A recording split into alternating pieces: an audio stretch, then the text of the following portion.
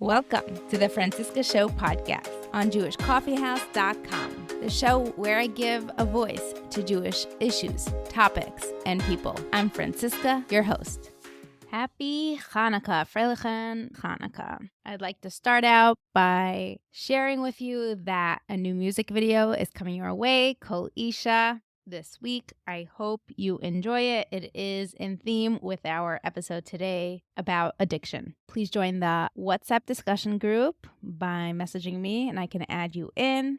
Also check out the other podcasts on the Jewish Coffee House Network. There was a new episode that just dropped on intimate Judaism, so go check that out. And shout out to Moshe from Williamsburg for your beautiful message and for sending a sponsorship for this podcast. Thank you so much. If you've been thinking of launching a podcast, look no further. Take my online course that will take you step by step, and I'll make sure you personally get all your questions answered. Satisfaction guaranteed. For more information, check out the link in the show notes. And on a sad note, I am sad to inform you of the passing of Rabbi Avraham Yitzchak Levine, my great uncle.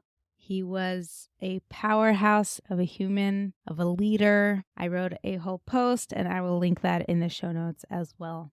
One last thing before we get started, I'd like to share a short story with you, just a little bit about the behind the scenes that goes on with this podcast. And it's such an honor to be involved in stories like these. One of our anonymous episodes, just like any other episode, people are welcome to reach out and I connect them with the guest, assuming permissions are granted. So in this case, permissions were granted and the connection was made. The audience member was in a unique position to support this specific guest and a unique relationship was formed. Now this guest is going through a big life transition. And this mentor has created a discreet fund that they're raising money for this anonymous guest. Unfortunately, I cannot give you any more detail why they're raising money or who they're raising money for. But if you know anything about this podcast, is that some of our anonymous guests have shared some of the most heartbreaking stories in their lives, and you have an opportunity to help, and we actually have an organized tax-deductible way to do that. So if you would like to personally contribute to this guest, please do reach out to me for information. And thank you again so much for building a community around this show, around my mission of giving people a voice and bringing awareness to the stories and people in our communities. Here we go. Enjoy the show. Welcome back to the Francisca Show, Franstans. Today with us we have Shayna Schwartz on the show, and we are here to talk about addiction. Welcome, Shayna. Thank you so much for having me. It's really such a pleasure and an honor. Tell us how long you've been sober. I have been clean and sober for 7.5 years. March 23rd, 2015 is my clean and sober date. Congratulations. Thank you. This will hopefully come out on Hanukkah at the same time as my music video together with Barry Mitzman. And the song is to the words of Elokai Neshama. The mission or the theme in this music video is fighting addiction and just praying for those neshamas that are lost to addiction and the fight. So thanks for joining and participating in this release. What a special thing to be doing. And I didn't know I was a part of that. So that's really special and beautiful for Hanukkah. Thank you so much. Okay, so we'll start our episode just like we do on every other show. Tell us a little bit about yourself, your religious background, and then we'll go into your story. I grew up in a Jewish community, going to Jewish schools, Jewish camps, pretty much affiliated in the Jewish world. I also had a lot of what people saw and then what was actually going on in my life. which was not the same thing. So there was a lot of hiding and covering things up. I am a product of divorce. I'm the youngest of five siblings. All of my siblings went with my father. I was alone with my mother, who went above and beyond, did everything she could for me. But, life happens and we just do the best we can. And we're all, faced with struggles and hurdles and just trying to navigate that, as well as trying to navigate with a little girl who was me. So there were a lot of ups and downs in our life. Throughout, I always had a close connection with Hashem and always felt like Hashem was that unconditional loving source for me.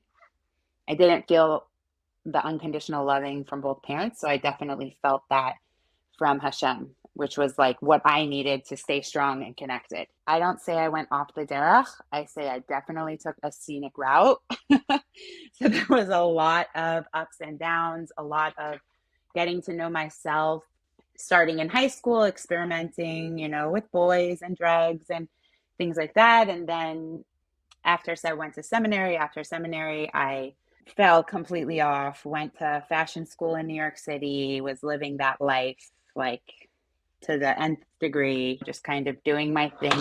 Whatever felt right for me was what I did. And that's how I pretty much lived my life. And then the void, as it always does, came into my life so prominently. And I started searching again. And through a couple of ups and downs of experiencing, connecting, pulling back a little bit, I slowly and meaningfully began to rebuild a relationship with HaKadosh Baruch Hu in my own personal, meaningful way. That's so beautiful to hear. Let's go a little deeper into your life. So you mentioned you are a child of divorce, and I'm just going to assume for our audience, they're thinking, okay, divorce. What other things can we blame addiction on here? And people love to attribute addiction to trauma. And I would just like to open up your story a little bit more, or paint a more colorful picture to just see all the different things that added to the roller coaster of a life that you have lived and are living. Take it away. All right. So, I like the way that you approached, like the way that you said it. I think there's a lot of misconception, at least my personal opinion, in terms of addiction. A lot of people place a lot of effort and emphasis on looking at where it's from, where it stemmed from. Is it genetic? When did it start? What was the trigger? I think it's good to know maybe where it was triggered only as like a jump off point. It's not a point for like extensive exploration. It's really just like, yeah, there were times in my life as a child, both by being exposed physically to drugs and alcohol in an unhealthy way through family and friends that I chose or people that I experienced, but it's also just seeing throughout my life that my reactions to experiences and difficulties and trauma was markedly different than other people's. So the way that I responded was to go internal, or the way I responded was to build a new mask in order to hide what I was feeling or who I really was from those around me, in order to maybe fit in, feel less judged, not stand out in whatever way, in whatever place I was at. There was a lot of that, which is, I'm in the program of Narcotics Anonymous. There's Alcoholics Anonymous, Narcotics Anonymous, and a million other anonymouses. I personally got clean and am clean through Narcotics Anonymous. So there's the idea that addiction is not really so much about what you used or how much you used, but about like the inability to stop and kind of what goes on in our head as a result of our disease of addiction. So it's really very little to do with the actual drugs. It's to do with the way that we look at the world and the way that once we start a behavior, our inability to stop it. So that happened far before I ever even tried drugs. Well, when was the first time you noticed the addictive behavior? Sure. So yeah, I always go back to this time when I was at my dad's house for the summer, and I was in his bathroom, and all of a sudden I went to close the door, and I saw on the back of the door, there was a teeny piece of paint that had like chipped off. And in my mind, something switched and I just started peeling all the paint off of the door. And like I was 6 years old, peeling with my fingers, not thinking. And at 45 minutes later, my father walks in and he's like, Shayna, what on earth are you doing? And I literally snapped out of it. Like I was under a trance. I didn't even remember doing it. It wasn't like a physical choice. I'm going to continue doing it. It's just like something about starting something and not having to stop felt so good and cathartic for me that I just kept doing it. And that I always talk about in my program. Like that's the first feelings of addiction before drugs or alcohol ever entered my life. So take us through the next significant event. Yeah. So there were times in my life, as I kind of mentioned, where on the outside we were acting religious and we were not. And the amount of masking that I had to do and the amount of dysregulation that I felt as a result of doing that, like I wasn't allowed to have people in my house because there were certain things that we were doing there that they were not allowed to be doing. Like what? Like there wasn't kosher in the house. There were people in the house that were not up to standard with the people that I went to school with. I went to school with rabbis' daughters, and like in our house there were like Arab people who were not religious, and there was not kosher food, and there was bread on Pesach on our counter. Half of our counter had bread on Pesach, and half of our counter had our matzo ball soup and had our matzah with the cream cheese. Like this is the kind of life that I led. Like I would go to like hardcore Chabad schools, and then on the weekend I'd get sent to like a sleepaway camp where we were like jamming out on the guitar on Friday night after dinner. You know, like those feelings of contradiction in my life. I don't know that they caused my addiction, but I know that they caused a ton of unmanageability and disorientation in terms of who am I and what is my Yiddishkeit? You know, what is consistency? Take us through your scenic route. How about that? Take us on a drive. Buckle up. In high school, I'm in a really, really beautiful all girls Jewish high school, Valley Torah High School here in the Valley. And your parents are Baalei Tshuva? That's like a whole nother thing. My father is Jewish, was born Jewish. My mother converted. My parents met each other in high school when my mother was not Jewish. They got married at the Chapel of Elvis in Las Vegas. And then my mother started learning about Judaism and converted behind my father's back and converted conservative. And my father, even though he was not religious, the only affiliation to Judaism he had was like he was kicked out of every elementary school in LA, but the only school that he was accepted to was Rev Simcha Wasserman's school here. So he was like, he wasn't religious, but like you absolutely were not going to be conservative married to him. If you do Judaism, you do Orthodox. Yeah, he's Yashar, like super lit fish Yashar. Like he would make Kiddush on Friday night with this heavy Polish accent, and then we'd turn on the TV and watch a movie. And how old were you when this was happening? That was always.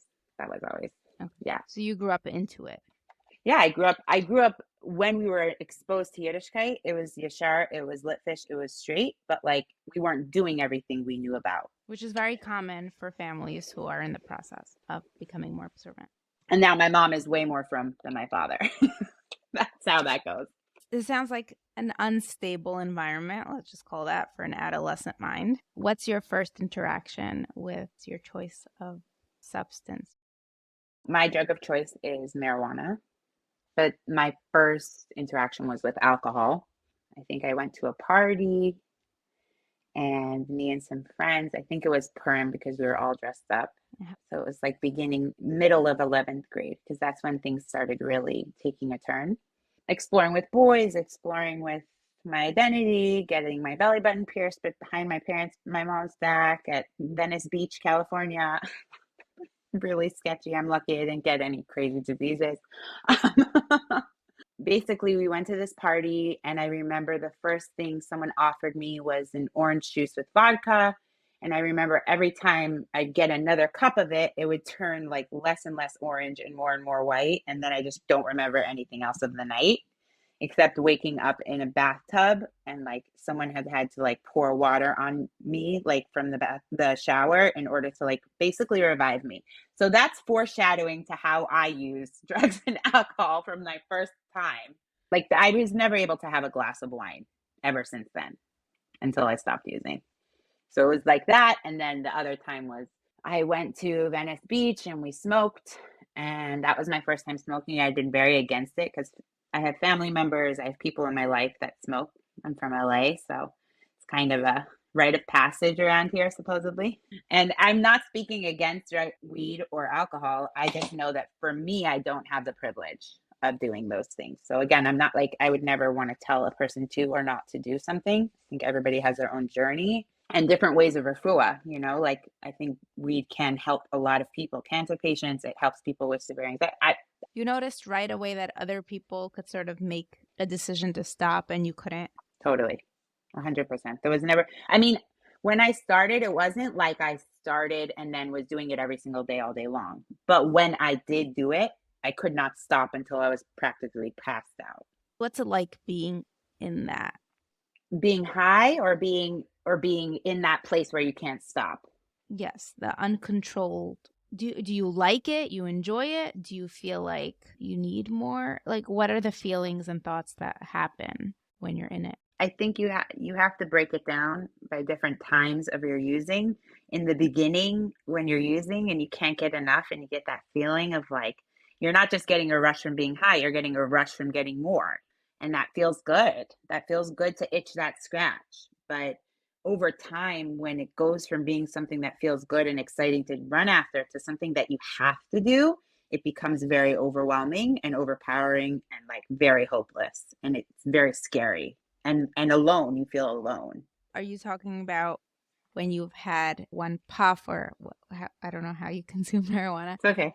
or one drink, or is it when you're sober and you want it? Because you've mentioned both. It's both. I mean, when you take the one puff, it's over. That's why I'm not able to ever even take one drink now, because they say in the program one is too many and 1,000 is never enough, because you can't stop. Once you've started, you've awoken this monster in you, and it's just like this passive cycle that you are not able to stop. And then also the obsessive, and that's the compulsion. So the obsession is about like when you're not high, how am I obtaining it? How am I keeping it? How am I storing it and stashing it and separating it so I have enough for today and tomorrow and the next day? But then you use it all in one day, and then you have to figure out how to get more than it. It's all this unmanageability and obsession. So when did it go from something that was accidental to intentional using? I mean, the minute that I used, I knew I was never going to be able, like, whether I had consciously made the decision that I'm never going to use successfully or not, there was somewhere in my mind that the minute that I used and I got out of the way that I was feeling without drugs, and I was all of a sudden this like free and clear, I don't care what people think of me. I don't care if I have to look this way in front of this group of people or be accepted by that group. It was like that feeling of finally taking a deep breath and feeling accepted by myself, regardless of what others, was like so good. I knew I was going to always need it in one capacity or another, whether it's a drink at a simcha, whether it's smoking before I go to a social event, whether it's whatever it was. I didn't at all think it was going to turn into a crippling disability that was going to take over and infest every aspect of my life. But I did know this is something I want in my life as a fixture. Take us through getting to a point where you understand you need external help. You will not be able to live a functional life that you want if you don't seek out that help, or if there's a rock bottom event, one or more. In the end of 11th grade, when I started to expose myself to the drugs, I started to then expose myself to the lifestyle, let's say, friends. I started bringing people closer to me that were doing what I was doing and pushing people away that were not doing what I was doing, which is the natural manifestation of changing your lifestyle towards that direction. And I made friends with these people, and we were all having so much fun. And then I experienced death for the first time. My friend passed away. It's to this day, we don't know what it was, but it may very well likely have been a drug overdose. He was in a tent with my other close friend in upstate New York camping, and my friend woke up and our best friend was laying next to him who had passed away. And that was when I was 16 and this boy was 17 years old. And that was the first time I remember when I found out that night. I was the first time I broke into my mother's liquor cabinet and drank everything I could find and just started walking down the street and was basically walking down the middle center divider of like a busy street, not caring, not caring. And then finally my friends came to find me, picked me up, brought me home. But like that was a huge turning point and a first, I don't know if you want to call it rock bottom, but like a first big impactful moment. I then went to seminary, and that friend who had found the guy passed away. He went through an immense amount of pain, which we all tried to help him through, imagine that. And so he did a lot of drugs, and we would have to call the paramedics on him. We'd have to put our fingers down his throat to make him throw up the drugs. He was basically indirectly trying to kill himself throughout the whole year of my seminary year. And we were trying to constantly play referee to keep him alive. And these were all Jewish frum kids? From kids. The kid that passed away is from a huge family in a very, very frum community in New York. Both of them are from families in Crown Heights, like big, huge communities we're talking. And huge families too. I would never say their names, but like big families we're talking about. And I made other friends. I became very, very close with a guy also from that community at that time. We'll call him Sammy because we're not going to say his name. I became super close to Sammy. I came home from seminary. I ended up moving to New York City. I started going to fashion school, all the while like smoking and starting to take Klonopin as a result of anxiety and starting to build habits in each of those areas and learning how to implement them effectively. Smoking all the time. When I drank too much when I went out. Klonopin was like constantly in my purse. What's that? Klonopin is a drug that is used for anxiety. So it was prescribed or it's off the streets? No, it was prescribed. I for sure got it also. They say in the street, we say cop it. I also copped it on the streets for sure. Like when your prescription is up, you get a 30-day prescription. And when you use your 30-day prescription in 8 days, you still have 22 days to fill up your month, so you got to find it other ways. So I definitely got it from other people illegally, definitely. And then it was kind of this mosaic. And I was also exploring other drugs, acid, mushrooms, all these other drugs. I was snorting painkillers, you name it, I was trying it. I always say it's an actual miracle that I never tried heroin because I for sure would have been the person to do that. Like cocaine was never my interest because as you can hear, I'm a very vivacious, high energy. Like I sound like I'm on cocaine and I'm not. So like weed and Klonopin always kind of brought me down to be even with everyone else around me. So cocaine, when I tried it a handful of times, was like, okay, this is what I'm not trying to be at all. And thank God I never tried those other drugs that really bring you down, like heroin and, the other stuff where you're just out. You can literally be out for hours and hours. So Klonopin definitely had that effect. And it was effective in a lot of ways because when I was in college, I did start experiencing anxiety on a really real and visceral level. I started having severe panic attacks. I'm a very type A intense personality and I like things done perfectly. And I was doing everything perfectly there. I was on Dean's List. I had an internship 2 years in a row, which was the first time in the school's history at Bergdorf Goodman. I was in school for visual merchandising. Anyone who's from New York knows what Bergdorf Goodman is. People from LA don't really know it because it's like a one store, but it's like historic. And if you're working there during Christmas and holiday time, like doing those Fifth Avenue windows, like that's the place to be during that time. So that was my internship twice in my like college career. And I loved that. But the problem was, even though I was excelling, objectively, I had people around me, like family members, who were constantly making me feel like it wasn't enough and that I needed to be doing better. And that like feeling of not acceptance, not good enough, not doing it right enough, not working hard enough, even though I was working my tail off, I couldn't do any more physically. It just like that spun me out, and I would start having severe, severe anxiety. Like one time I had a panic attack in the subway and I fell, and my leg fell in between the little space between the subway car and the platform. And literally someone picked me up, and if they wouldn't have picked me up, the train would have moved and crushed my leg off, like cut off my left leg. Another time I had a panic attack so bad I was physically unable to move. I was like a log on Fifth Avenue. People were walking over me until I finally like crawled myself to the side and called 911 for myself. That always bothered me. New York City, you could have somebody collapse and people just keep walking. It's It's just so insane. scary. It is. I mean, that tells about our culture too and our society now, you know? Like it's our responsibility to look around.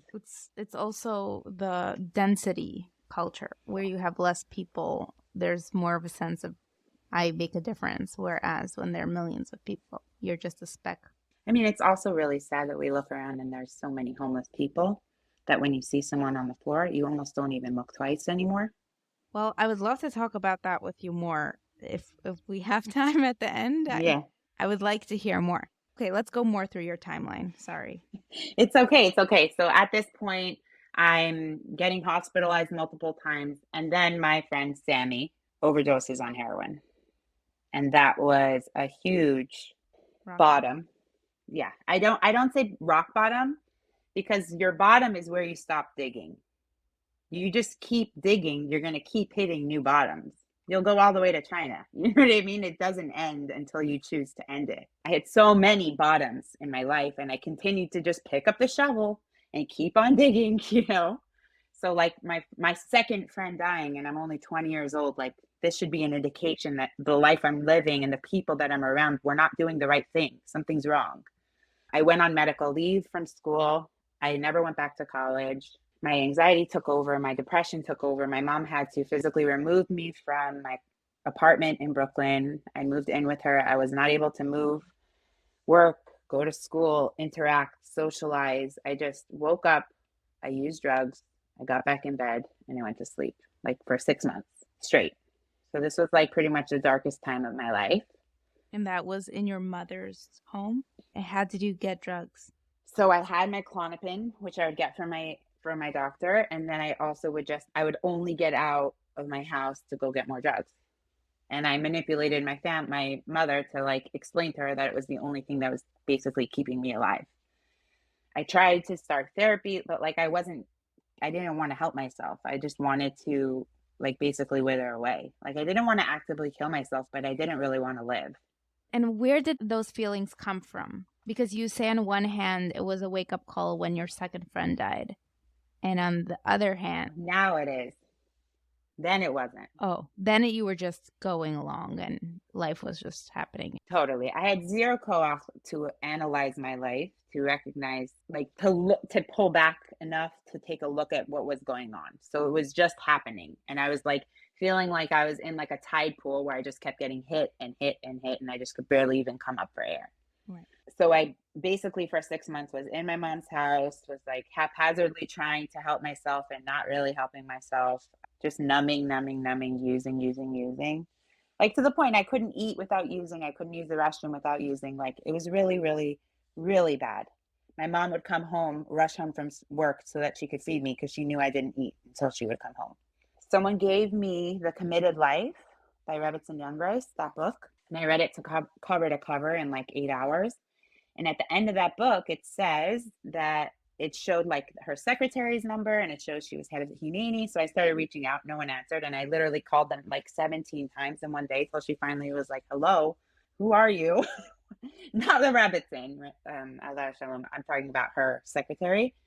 I said, I need to speak with this Rebbitzin. I don't know her, but I need to speak with her right now. And she's like, we are in Manhattan. We have a shiur every Thursday night for Parsha, come, and afterwards, like it's first come, first serve to meet with the Rebbitzin.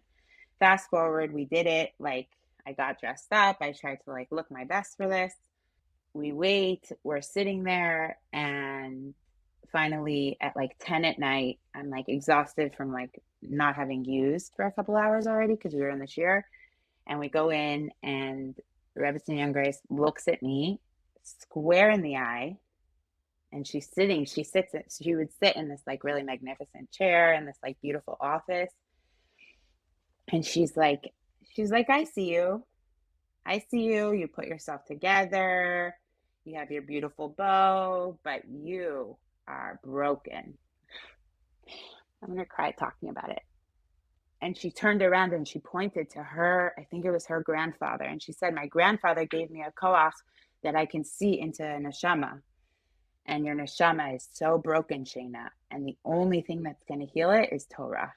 And I can't tell you how important it is. Nothing else will heal your neshama like Torah. And I'd never been seen like that. It's equal parts not being judged and being judged effectively.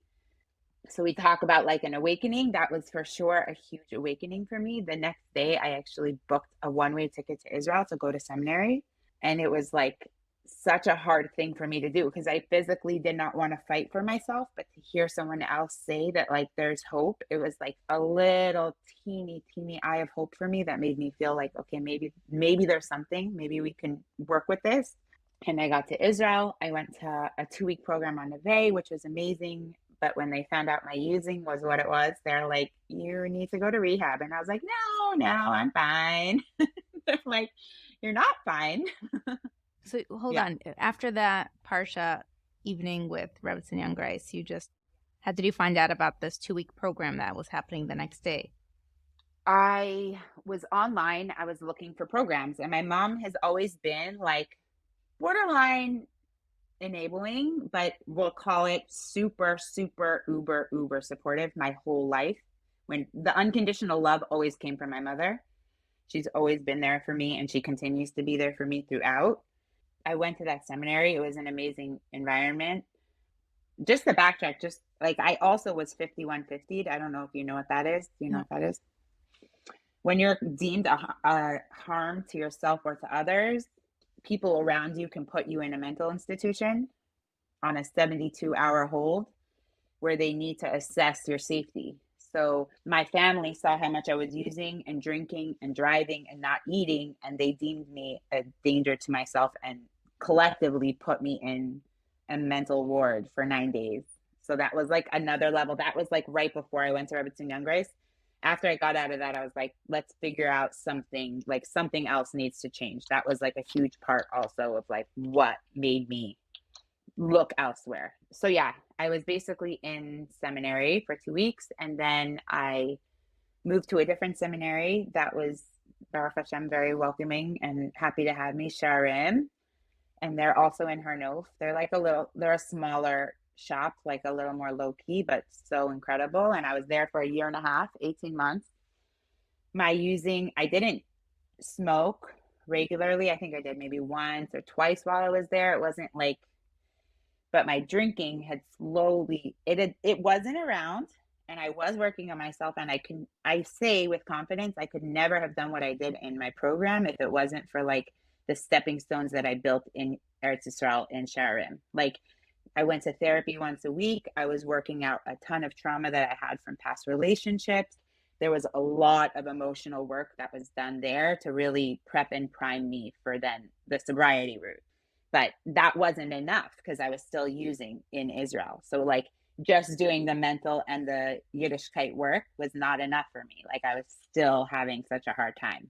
So I was in Israel, and I slowly started to experience like pretty bad experiences similar to what was going on in America.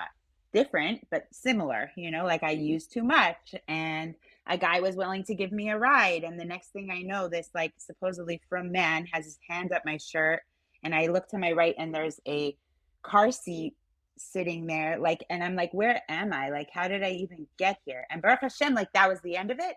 But like the next day I had to like debrief with my Rebbetzin, like, what just happened? She's like, Shayna, you were assaulted. And I was like, oh, that doesn't sound normal. Like, that doesn't sound like a kind of experience I want to be having here. So there were all these little, we talk about the rock bottoms. They weren't my bottoms, but they were little awakenings, like something's not right. Hashem's telling me something's not right. I went through a year and a half of Israel. I came back from there. I lived in New York for a year. I liked it. I didn't really connect to the New York community at that time and way in my life. I'm like very, I don't know. It was just, I'm from LA. I'm an LA girl. That's why. I'll leave it at that. And I moved here. I moved to LA. I moved into a seminary house called Jewish Roots, which is like Rabbi Quinn and Rabbi Bloom are like the coolest rabbis and also just the coolest dudes, like unconditionally loving and supportive of these girls going through their process. Lived there for about a month and a half and going to Mincha and Marav at Shul on Shabbos and being super frum and wearing tights and like not listening to not Jewish music, but like Friday night at 10 p.m. when everyone's asleep, I'm on the roof smoking a joint. Like, here we go again. Like the side by side life, you know, like all over again. Like looking around like, wait, am I supposed to be hiding from Hashem? Am I supposed to be hiding from Rabbi Quinn, from my roommates? Like, who am I? Am I hiding from myself? Like, where am I right now? And that was like such a reality check, but still not enough. Then I started dating in LA and I was like, that's it. A dating girl doesn't smoke. Fine. We're going to stop smoking weed. We're going to have Klonopin when we need it. We're going to stop smoking weed. We're going to figure it out. We're going to figure out how to use successfully.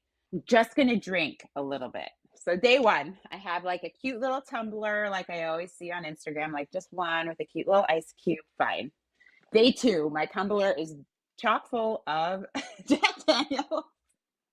Day three, I am in a parking lot at 12 a.m. in the middle of the night on a Saturday night, drinking a huge bottle of alcohol with another girl, like for no good reason. That Saturday night, we're drinking the whole night in this random parking lot. And at 6 a.m., she has to go make her shift. She worked at a bagel shop and I was driving her there and I basically crashed my car. I crashed over a stop sign and a pole. And that was my bottom. That was where I stopped digging. That's where I retired my shovel and got out of my car and was trying to push my car with the wheels completely crunched under my car with this other girl outside screaming on the top of her lungs. It was just a complete scene of chaos. And I was still not aware. I wasn't like, this is enough. I went to the ER. They gave me anxiety medication. I got discharged from there. And I had met another woman in the program just a few days prior who brought me in. And it's a mentor, like a mentor. And she brought me to a meeting. She's like, do you want to go? And I was like, no. And she's like, should we go anyway? I'm like, yeah, let's go anyway. And that first day, that first meeting, I was just like hysterically crying, out of control, out of my mind, and just able to like feel finally for the first time that I could just be myself and hear a message that relates to me, that I don't feel alone, that I'm not what I've been feeling my whole life, not only with the drugs, like we're saying, like just with everything is not only me. And what a relief it was. But I was such a wreck. Like actually physiologically I was a wreck. I had like severe physical withdrawals and anxiety withdrawals. So like before it gets better, it gets worse. Like when you're treating your acne or whatever you're doing, you know, it always gets worse before it gets better. It's the same with drugs and alcohol. So I got clean and my anxiety was like at a all-time high. I was carrying around essential oils and moonstones like literally everything, trying to like keep my juju together because I knew I couldn't use. So I went to 3 meetings a day for like 3 weeks. My story is not, I never went to rehab. I kind of like created my own rehab. I went into a sober living and then I went to meetings all day and I took time off of work. I got super in the program and my first year of recovery in the program was like really, really impactful and really helped me and laid my foundation for the rest of my life. So, And you've been clean ever since? I have been clean ever since. That's incredible. So no alcohol and no marijuana, no anti-anxiety medication? No. I mean, I'll tell you one thing is that anti-anxiety and antidepressant and even like pain medication, they're not off the table. They're just something that you absolutely have to be doing with complete intention, with your doctor's clear awareness that you are an addict, with your sponsors direct and very intimate guidance. Like when I gave birth to my first and second child and they sent me home with Norco, it went straight to my husband and I would call or text my sponsor before anytime I wanted it. It's not that you cannot use those things, but you have to absolutely have, you can't trust your own mind. I don't trust my own mind when it comes to drugs and alcohol. Yeah, it's powerful to hear you say that. You've dealt with it and now you can trust it. It's like, no, that's the blanket statement for your life. I wanted to ask you about messing around with boys and drugs. Everyone was from families. You've said prominent families. You're saying messing around with boys. What do you mean? What do I mean with messing around?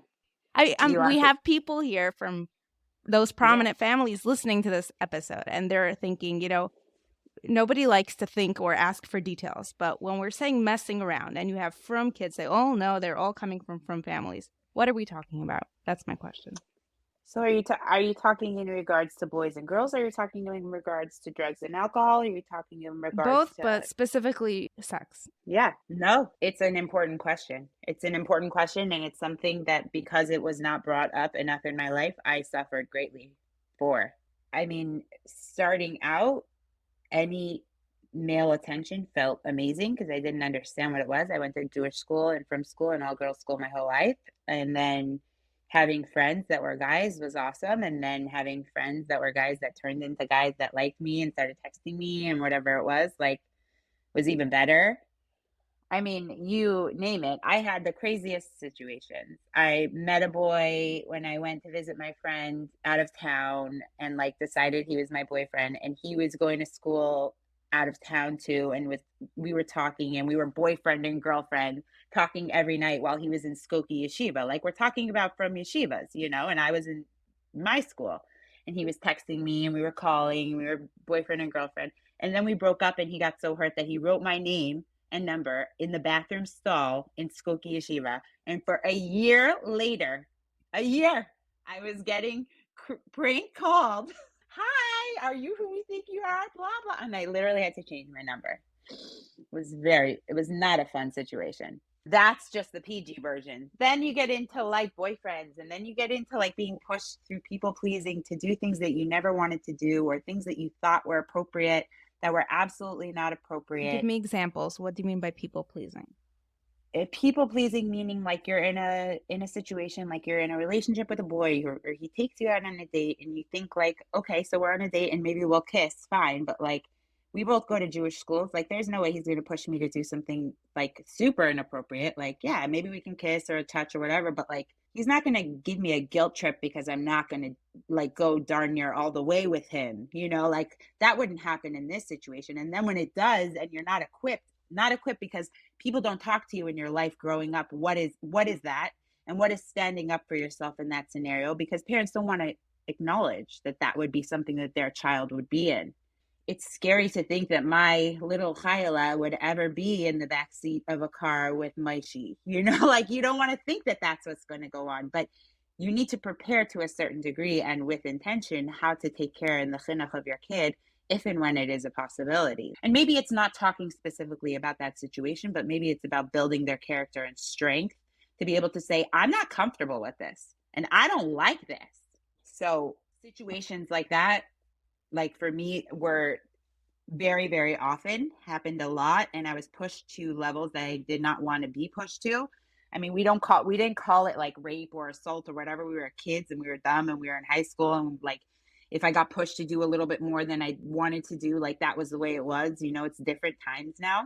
But all those things led to like me lowering self-esteem and self-trust and self-love. Because like if someone else can decide for me what I want versus me being able to be a strong enough person to decide for myself, you have no self-esteem when someone else holds that power, and especially when it's with boys in high school, forget it. All bets are off.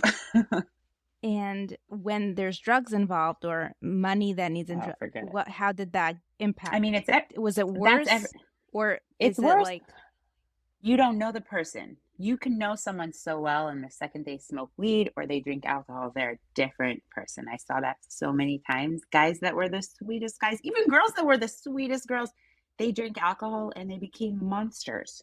Scary people. Like, I'm not kidding you. Like, physical altercations with their friends and family, like, making really dumb choices, like, wanting even the idea of, like and I know people do it all the time, but it's so bad, and I'm so sensitive to driving. Like, driving in a car after you've drank too much or smoked, I got news for you. It's not only drinking. When you're impaired and you're driving on a highway and there's a van in front of you on the Belt Parkway with a 3-year-old and a 5-year-old in a car seat, and you run into them and chas v'shalom kill that family because you had too many drinks, is that worth it? We become different people with that stuff. Even though you think you're in control, you're not. You're never. You can't. That's the whole point. You do it to lose control. You don't do it to like enhance your control. Have you ever felt unsafe? I mean, you've mentioned a car accident, you've mentioned. Being assaulted in Eretz Yisrael, yeah, many, many times for sure. Feeling like I was overdosing, for sure. Feeling unsafe around other people, being in unsafe like neighborhoods late at night because I was trying to get drugs. Yeah, many, many times. Did you feel like when you wanted help, it was easily accessible and you knew where to find it and it was actually helpful? I mean, I feel like Hashem absolutely intervened because I did not ask for help. If it was up to me, I'd probably still be using. I did not have the wherewithal or the knowledge about the program to ask for help. HaKadosh Baruch Hu put that person in my life 72 hours before I crashed my car to expose me to the program, tell me about it in an indirect way. And then when push came to shove, like she was like, well, do you want to go to a meeting? And that was what saved my life. Because if it was like, I would never have like Googled Narcotics Anonymous. Do you think it's dangerous to marry religion and religious purpose with a sober life? Because you've mentioned how they're together and how one wouldn't have happened without the other. Do you think it's a good idea? Do you think it's because that my question is, if you have doubts about your religion or you're frustrated with Jews, then are you throwing sobriety out? That could happen anyway, one with the other. Is it a strong foundation to put them together? Two things. First of all, is I could not have gotten clean without doing the work that I did on Yiddishkeit and my mental health in Israel. But once I got clean, I did not keep any halachos whatsoever. Not dafka. I just stopped it. Anything that got in the way of me staying clean and being connected. So if that meant eating a cheeseburger out at 2 until 2 a.m. with my friends at Denny's, that's what I did. If that's what it was going to take for me to stay clean and sober, because I believe like when we say derech eretz kadma Torah, when we talk about the way that like you need to take care of Hashem's beings, whether that's us, you, my body, that stuff needs to happen before I initiate any Torah. Because I have news for you, it's not going to happen. It's not going to stay. You're not going to be able to implant roots if you don't have a strong foundation. So all the times where I tried to get firm throughout my life and it never ever worked, it never held, was because I had a very faulty foundation. As soon as I got clean and started to build roots, and step one is admitted that we're powerless over our addiction and our life had become unmanageable. And step two is coming to believe that a power greater than ourselves can restore us to sanity. And not everybody in the program says that their step two is talking about Hashem or God, because some people are atheists. I do believe that it's HaKadosh Baruch Hu. Like, I absolutely do hand over my will and my life to a power greater than myself, who I choose to call Hashem, HaKadosh Baruch Hu, you know? And like, without that connection, there's no way I'd be able to be clean and sober today. But I do believe that there is a separation in terms of really acknowledging and understanding your addiction and addressing and fighting it. It comes before any Torah implication. Okay, that's what I wanted you to say. Thank you for that. Would you say there's this all or nothing mentality with the from at-risk population? Take teenagers. When they are experimenting or they are off, then it's everything is game, versus the way you described your first experience of feeling addicted it was everything together. There was no step by step. Would you say everyone has that experience when they are throwing halachos at the window because they're experimenting or going through something or whatever it is? I think it's so hard to say why each person goes through what they go through. But what's the mentality? Why is it when you're having an interaction with a guy for the first time, or you're trying drugs for the first time, you won't necessarily go with the safest option first. You'll go all the way, or you'll go from, oh, if I could touch, then I could have sex, versus base 1, base 2, or drug 1, drug 2, drug 3, heroin is last. Hmm. I mean, the short answer is because I'm an addict and I don't do anything a little bit. I don't know how to do anything in increments. So that's why anything I All the jump way. in the deep So end. my question is, did you find that other people also have that experience when it came to not observing halacha? Well, the people that I was around were mostly addicts. So yeah.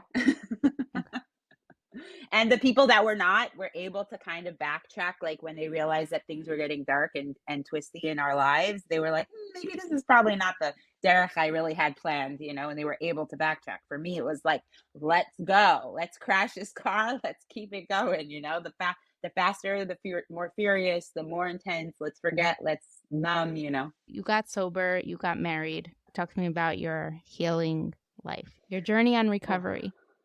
wow, yeah. I got clean. I had a year clean. I was going to Shabbos meals and I was like super connected to Yiddishkeit as I always was, but I wasn't practicing. Someone called me and was like, I have a guy for you. I'm like, okay. We haven't touched base in a while. There's a lot going on. Like, it's probably not the time to be read a shidduch. I'm sitting here in my ripped jeans and like my tank top, like probably not.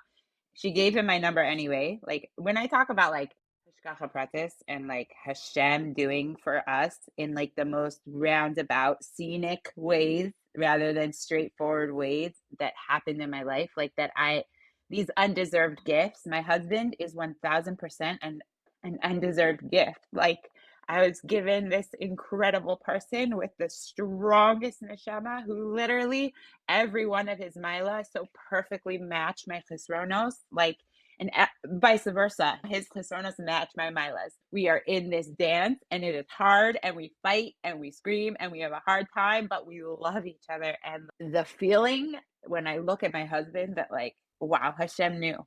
Like he literally created you for me and me for you. He also struggles with this disease and has been sober for over 5 years.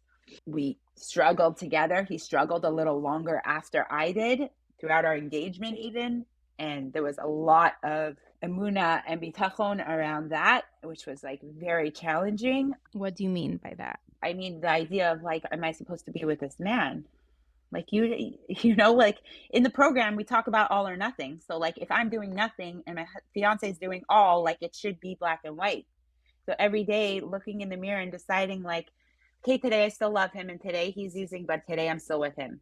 And like Hashem is going to tell me when enough is enough. And there were a lot of very painful moments throughout that time, which were like, okay, we're getting close to the point where enough's enough. And like, I might have to not marry you. But Baruch Hashem, we got married and he has not used since 30 days before we got married. It was an absolute nace and he just stopped. We got married in Israel. We had like a 34-person wedding, literally overlooking the Kotel, like just the most holy, beautiful. Opposite of the chapel in Las Vegas. Yeah, there you go. I love it. So Baruch Hashem. And, very soon after we welcomed our first daughter, the love of my life, my second love of my life, Abriella. And then 15 months later, we welcomed our second daughter. Yeah, and we've, been connecting and getting from together over this time and like growing in our path, always learning, growing, changing, ups and downs. About 9 months ago, I started on the path of like something was going on with my daughter. And I actually got her in August of last year assessed and diagnosed with autism, which has been like the biggest bracha in my life. Knowing what's going on with her and having an actual answer as opposed to just having questions and feeling validated around that.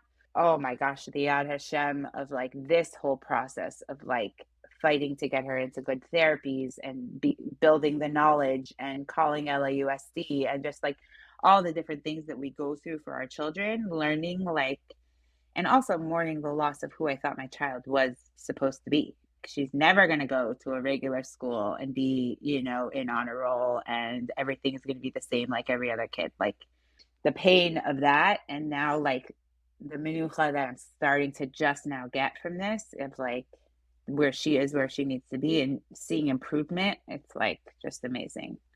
So my life is crazy full, like so much bracha, like so much challenge and so much. My husband's like, why don't you get a job? I'm like, literally, I have a full-time job.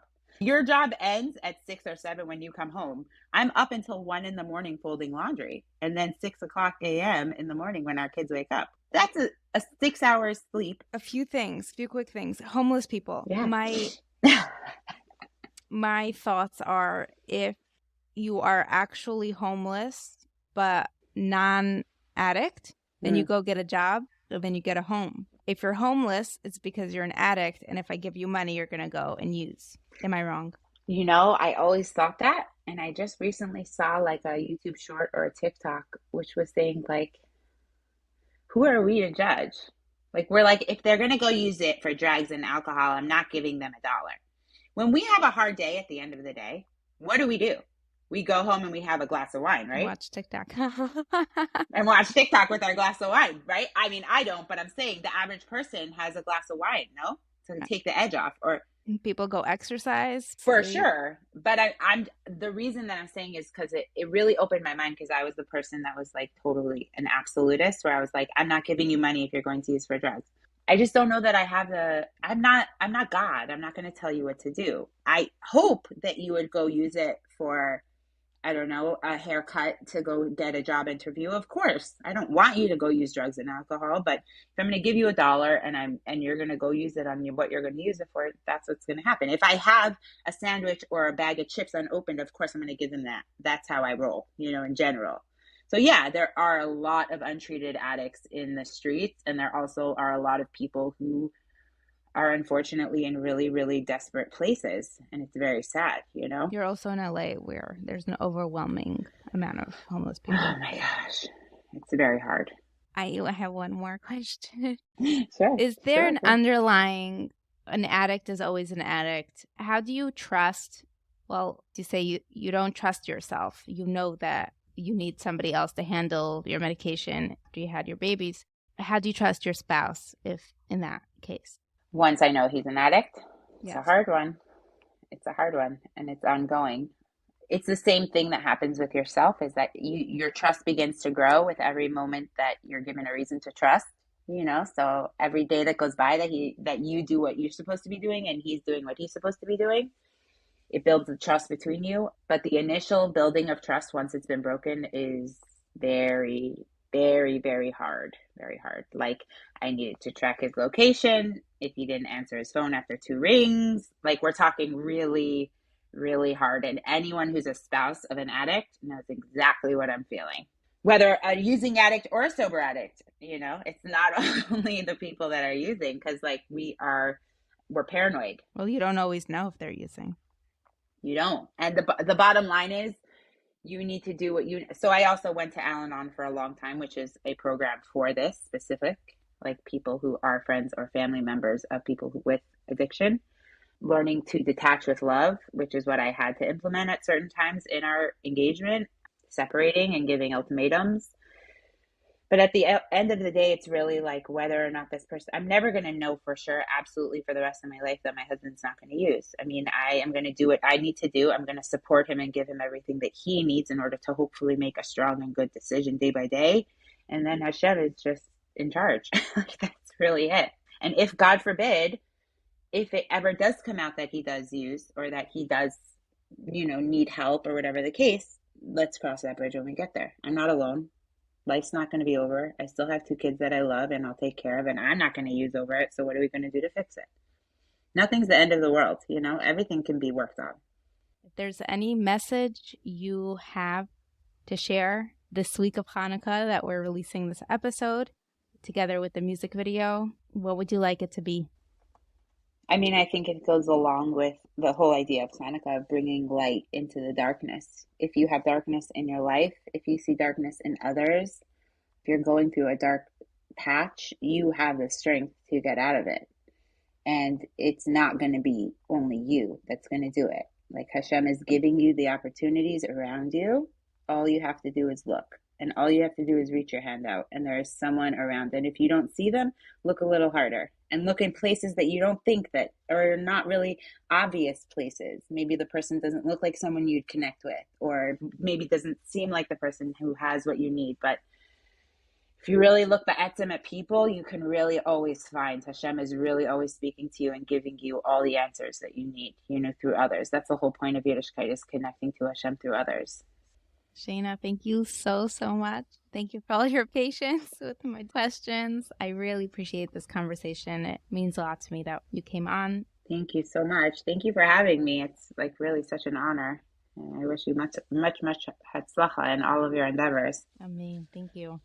If you have a personal story to share and would like to share your story on this podcast, please do not hesitate to reach out. As of 2023, I am offering sponsorships on this podcast. So if you would like to get your message out there, I can help you spread it by talking about it and linking to it with this podcast. Next week, we will be completing the Aliyah series with an episode with one of our listeners of the show. And look out for the new music video. Thank you again so much for all your support, for all your kind messages and feedback. See you next week. Happy Hanukkah.